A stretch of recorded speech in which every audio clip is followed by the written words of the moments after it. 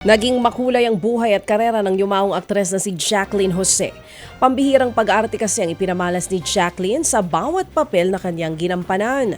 Kaya naman tumatak talaga sa marami ang bawat pelikula at seryeng kanyang nagawa.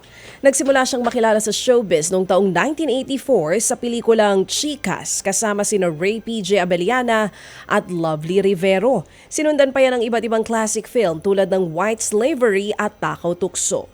Dito unang nanalo ang aktres ng Best Actress Award sa Gawad Urian. 1988 nang makatambal niya ang aktor na si Mark Hill sa pelikulang Itanong Mo sa Buwan. Matapos niya, naging magkarelasyon sila hanggang sa magbunga nga ang kanilang pagmamahalan. Ipinanganak ni Jacqueline si Andrea Nicole o mas kilalang si Andy Eigenman. Matapos ang relasyon kay Mark, nagkaroon pa siya ng anak sa gitaristang si Kenneth Ilagan. Ito naman si Gwen Garimond. 2016 mga kapatid nang manalo si Jacqueline Jose ng Best Actress sa prestihiyosong film festival sa Cannes dahil nga sa pelikulang Marosa. Siya po ang kauna-unahang Pinoy at Southeast Asian na nakakuha ng naturang pagkilala sa Cannes Film Festival. Bago ito pumanaw, gumanap pa siya bilang General Dolores Espinas sa hit kapatid seryeng Batang Quiapo. Sinorpresa naman ni Andrea Brillantes ng bagong motorsiklo ang kanyang house helpers.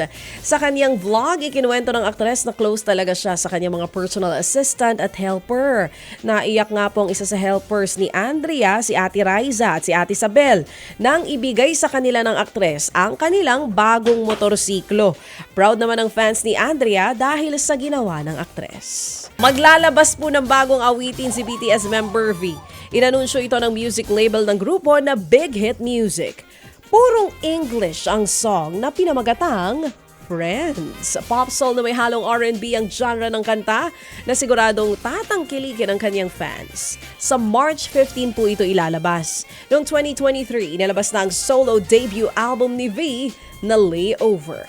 Sa ngayon, patuloy pa rin ang kanyang mandatory military service kasama ang iba pang BTS members. Ted Filon at DJ Chacha ngayon nasa Radyo 5 92.3 News FM Monday to Friday 6 to 10 a.m.